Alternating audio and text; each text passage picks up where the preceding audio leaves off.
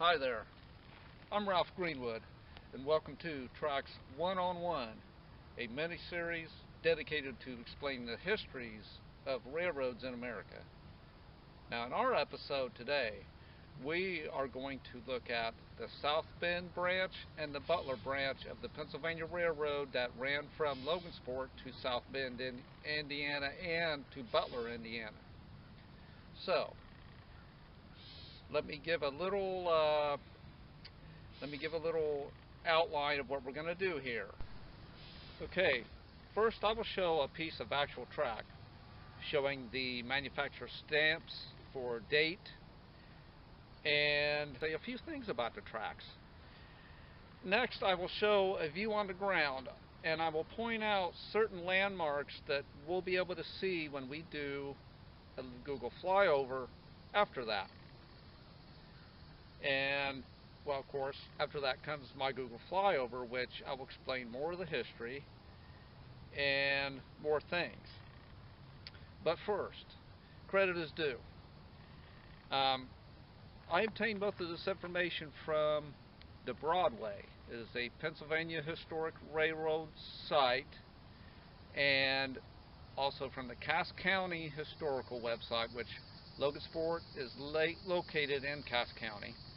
And also, I found some info and pics on Wikipedia, so there will be links to all of these at the end screen of this video. Okay, so let's get the ball rolling. Okay, what we have here, this rail was manufactured by the Cambria Steel Company in Johnstown, Pennsylvania in 1912. There's Cambria. There's a 100 pounds. If you cut off a 36-inch piece of this rail, it will weigh 100 pounds. This is number 558. The PS means Pennsylvania Standard. This track was laid by a subsidiary of the Pennsylvania Railroad, and this track was manufactured in 1912. This track is over 100 years old.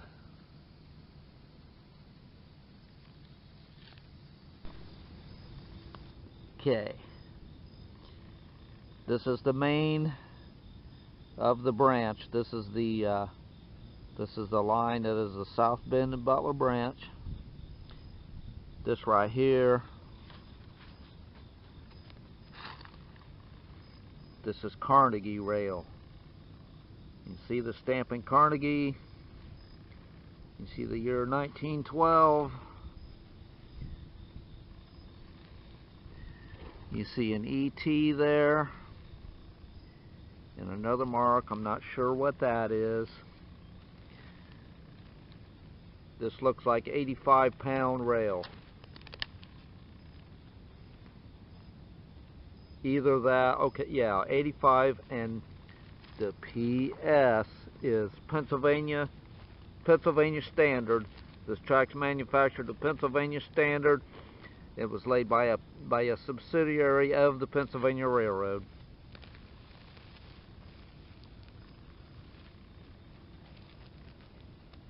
ET, I'm not sure what that is. I'm sure we'll find out. 1912. Carnegie. Alright, we got that. Like I said, now these rails are 100 years old, and I cannot believe how well they have withstood the elements and the test of time. These very rails fed the masses, helped win wars, and kept America moving.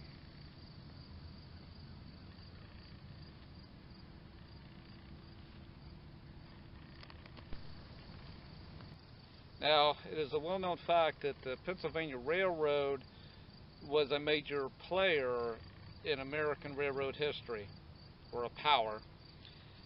The Pennsylvania Railroad invested majorly in engineers and architects to make rail travel safe and efficient, wrote standards that affected the growth and prosperity of railroads in America. Many of these standards are still in use today. However, in this particular area, the Pennsylvania Railroad did not lay the tracks first. The tracks were laid by smaller railroads who laid their last dollar on the line, took a chance, and blazed the trail in hopes of creating a transportation system. Now I will point out some landmarks in the area. You'll see these later on the flyover, but just to give you a feel for it, and you'll be able to see these things. Okay, now right now I'm standing in the northwestern part of Logansport, Indiana. I am in Cass County. I am looking to the southeast here, and if you can see, there's this large pad of concrete.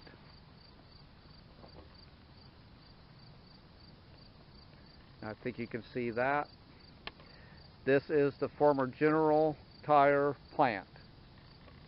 It has a fence all the way around it. It has been scraped clean. It is a very big pad of concrete. Okay. Now, over here, of course you cannot see it, but on the other side of these trees, there's another big slab of concrete, and that is the former Exide battery factory. It was recently scraped clean, and it has a fence around it as well, and you will be able to see that on the Google flyover. This Butler and South Bend branch runs east and west, with General Tire over here and the Exide battery factory over this way. This is running east. And this track, it goes clear down to 3rd Street. When we look at our flyover, we will see 3rd Street. Now I want to show you this telephone pole here. You'll be able to see this. Okay? You will see this on the flyover. Okay, now, here again, this is the line for the South Bend and Butler branch. These tracks that are ripped up here, that you see laying between these, those tracks were right over here to the right, and they were like a bypass, which I will show on a map later. But right now we look down, we're looking to the east. Okay, I don't know if you can see this, but there's a coal conveyor way down there. That coal conveyor is about 3/4 of a mile away. And a few blocks before you get to that coal conveyor, there was a turnout that went to the left, and it curved to the left, and it went north. And that was the South Bend branch. If you continued on without diverging, you would go right past this coal conveyor, and then you would be on the Butler branch, and you would follow the Eel River. And we'll look at more of that. We'll see that from above. Okay, now we are looking west. This is the South Bend and Butler branches. You can see where there's a street light there. That is Garden Street. We are 220 feet west of Garden Street. And if you look down the line here, you will see that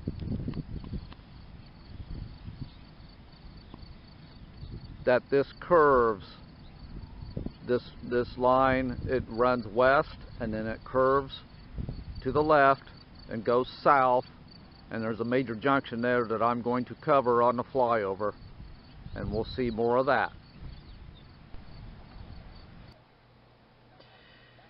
Alright, now I've got Google Earth opened up, and we're going to look at Logansport, Indiana, which is, Indiana's right here. We'll zoom in. You can see my location there. and we're looking for Logansport, Indiana, which is in northwest Indiana. When we get closer here, there's Lafayette.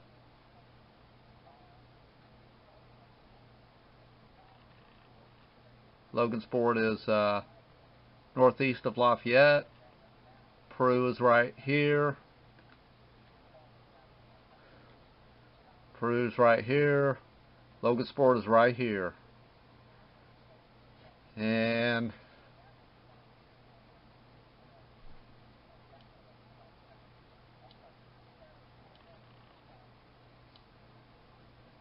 okay. Let me show you that Kokomo is right here. Peru is right there. The Logansport's right there. All these, there's kind of like a triangle here.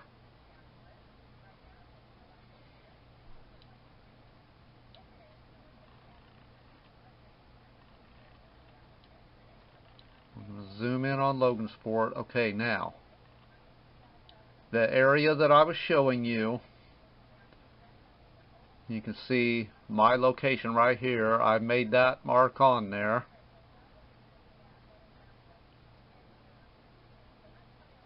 And we're going to zero in on my location.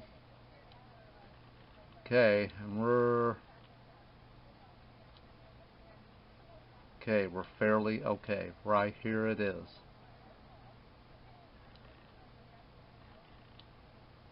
Get this in here. Okay, now in the ground shot, remember I was looking across at that fence. I was standing right here, and if we go in real close here,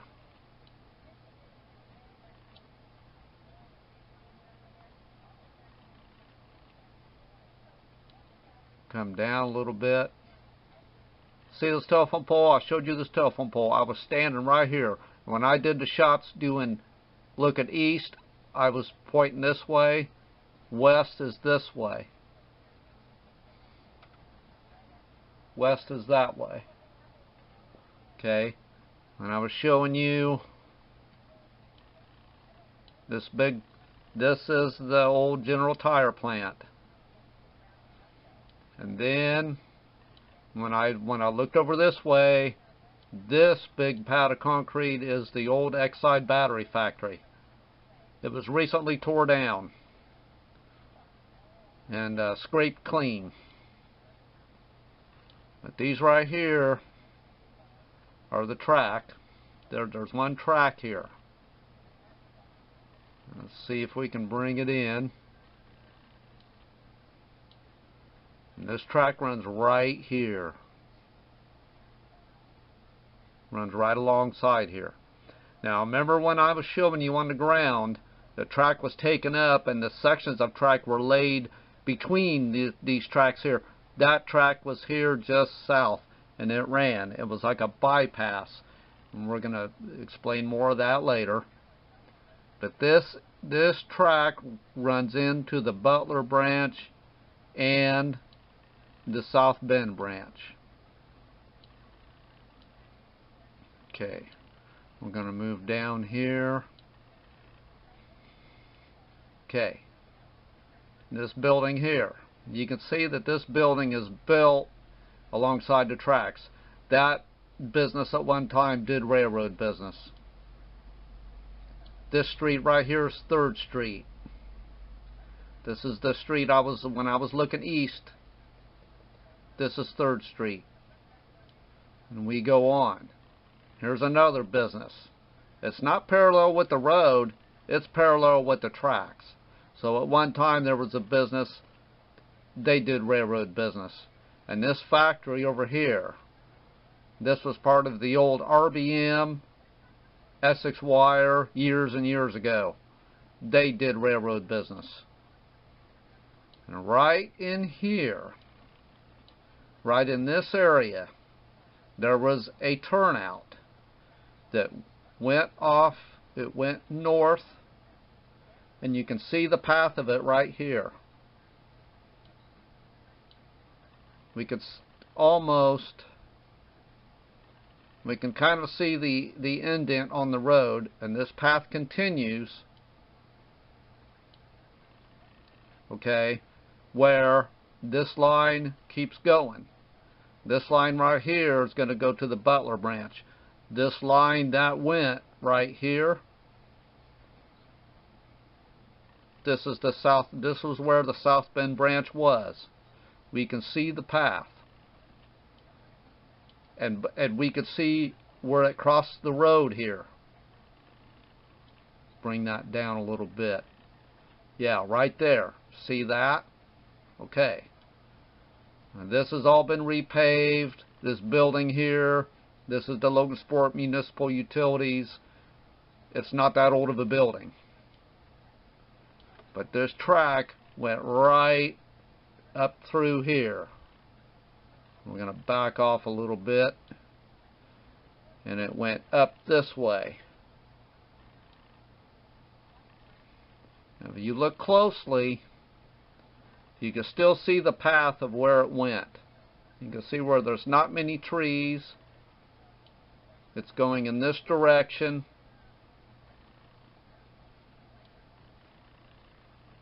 Okay. And it's kind of curving around right here. We keep going up, and there's a bridge right here. There's an old bridge here. Try to zoom in on it. You can see that. That's an old bridge. Track went across that. It kept on going. You can see where stuff's been cut out here. This row of trees was right alongside the track. And you can, well, this vehicle's here, but you can see part of where there was a former railroad crossing there.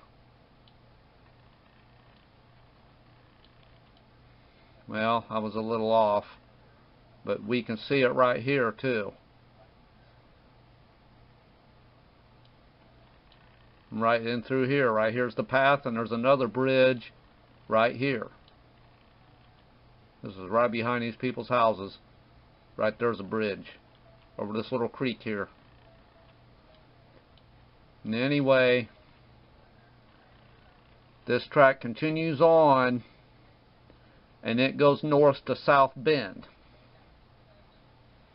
Okay.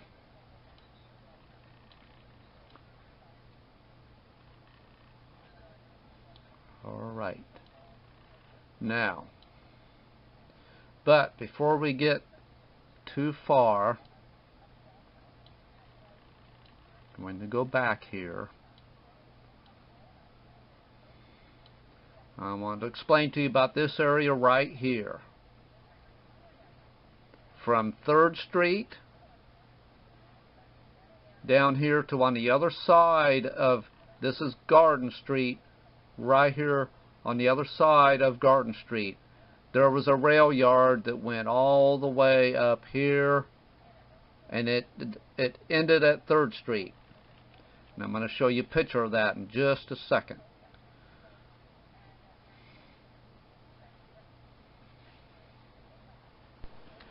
Okay, here is the shot of that railroad yard that ran from 3rd Street. Right here is 3rd Street. And right down here, running right here, north and south. Well, okay, let me get over here. This is Garden Street. There were 8 tracks running across Garden Street. Okay. This area was known as Yard X. In approximately 1875, the Vandalia Railroad shops were built here. They had a roundhouse, they had an engine repair facility, a couple of other buildings. There are maps of it online. Unfortunately, I don't have them right now, but it started, okay, Yard X started just west of Garden Street, and it ran all the way to 3rd Street, all the way down here. This yard had a total. This is a sketch. It is not very clear.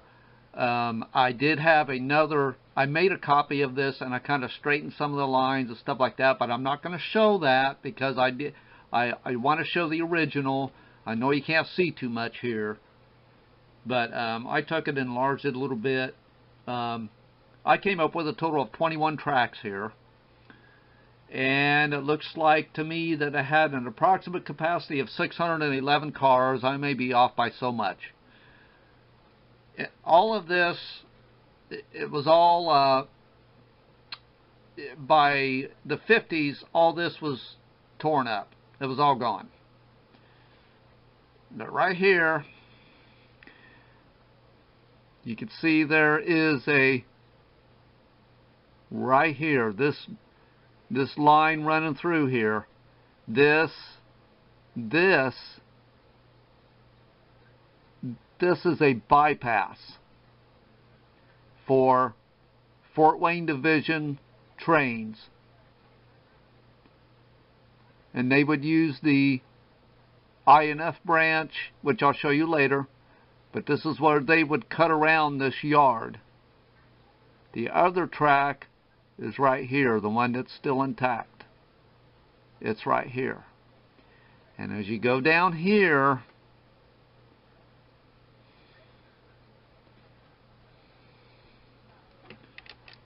let me move a little bit.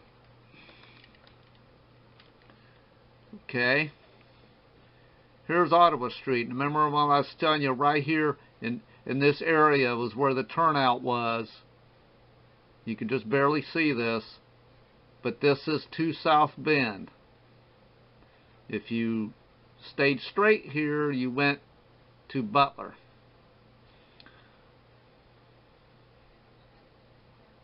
And this line right here, I cannot discern that.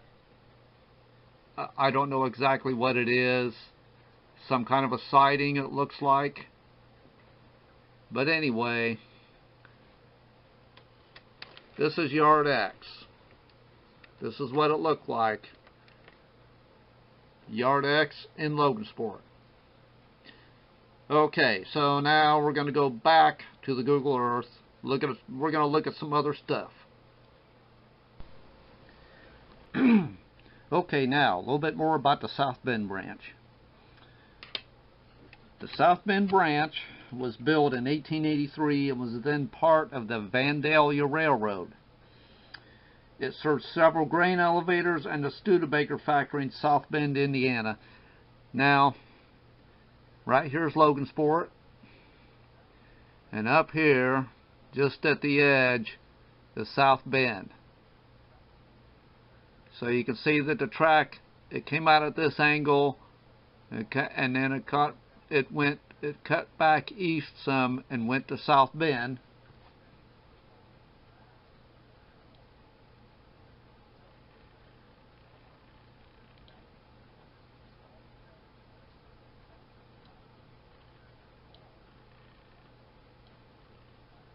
There's South Bend. Now, it served us, okay, several grain elevators. Some of them are still in business. The Studebaker Factory in South Bend, Indiana. Now here's another thing. It also served as a passenger line to and from Lake Maxinkuckee. Okay. Here's a picture of Lake Maxinkuckee.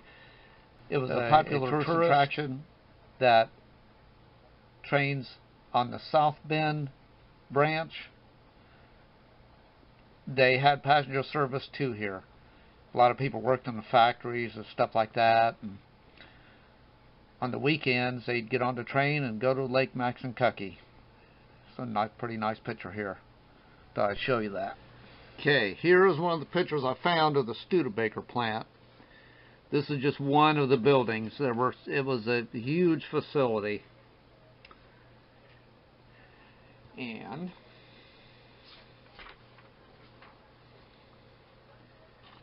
during World War II, The Studebaker Factory produced a US 6 2.5 ton 6x6 truck.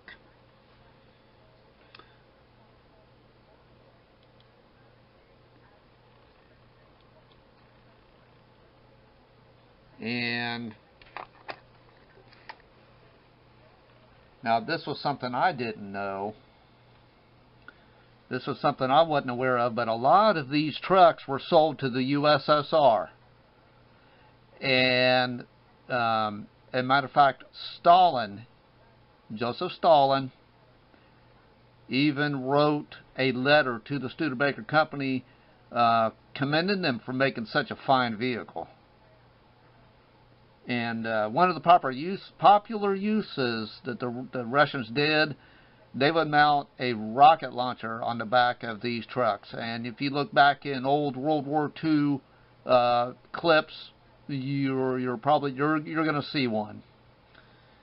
But a lot of these were shipped by rail, and that was one thing. And they also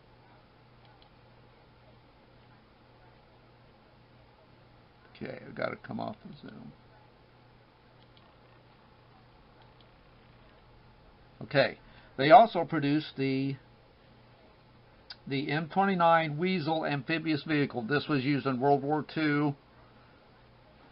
And a lot of those, they were shipped out by rail. But unfortunately, due to declining passenger service in the 50s and the conditions of the track, the South Bend branch was abandoned in 1974 and removed in 1976. So that's now about this M29 and